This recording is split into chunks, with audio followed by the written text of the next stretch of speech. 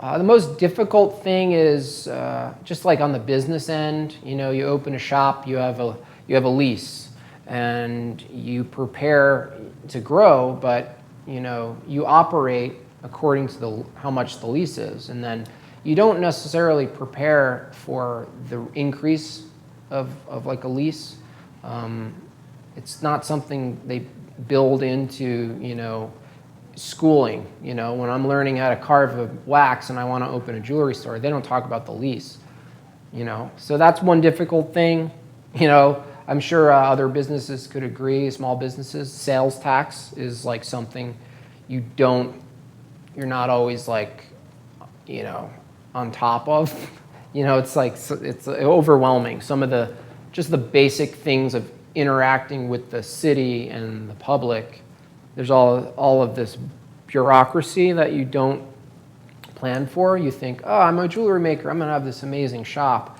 And there's all this stuff in between making jewelry and having an amazing shop that, you know, people don't really look into. But if you're well informed and educated, they don't all occur as a surprise as they did with me, because I was just naive and excited. So yeah, being educated about the process is something that should be for a young person coming up. Absolutely. If you're going to open a business, if you want to be a designer, if you want to make jewelry, if you want to do anything in the business sector, the first thing to do is look, what does it take to get a business license? What code is it that you're operating under? How do you start an LLC or a corporation or a partnership?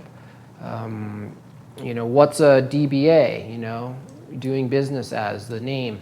How do you get that legally sorted? Because a big mistake people have is they have a great idea, they start selling a product, 2 years go by and they haven't done any of the legal part, and now, you know, the city or the government comes after them and says, hey, you don't even have a legal operating name, looks like you didn't, you know, charge taxes for here. Like, you just get, eventually, if you don't learn that stuff, you get screwed over and you fall behind. And you know, that before even learning a trade, it's like you should be learning how are you going to use your trade in the current economy if you plan on doing it legally. Well, it's interesting. Difficult customer, you know, like I almost wish how I deal with difficult customers is how I deal with difficult people. So they aren't customers, they're people. So I first make that distinction, is if someone's being very difficult, it's likely they're having a bad day or something else is going on that I don't know about. But understanding that perspective gives them a little bit of leeway to be upset. I think a common mistake for business people or people who are in customer service even is that if someone's upset with you, you take it personally and then you react back.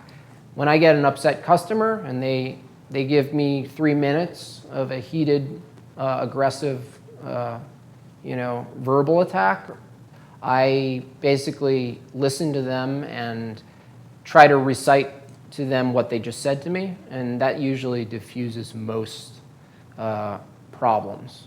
Because eventually they'll be like, I didn't want my necklace this way and the ring is messed up and blah, blah, blah. And I'd be like, okay, the ring is messed up and it's not how you wanted it, you know, to be. And then the next thing out of their mouth is, you know, I'm sorry, my, you know, dog died this week. I'm under a lot of stress. So, I mean, just understanding that there's nothing personal about a customer upset. They're not saying your art sucks. They're not, you know, it's important to listen to what they're saying and don't add in anything. Don't make up that they're saying something else. Thank you for watching A Wise Way. Subscribe to stay updated, share to pass the knowledge, or view our other videos on the left.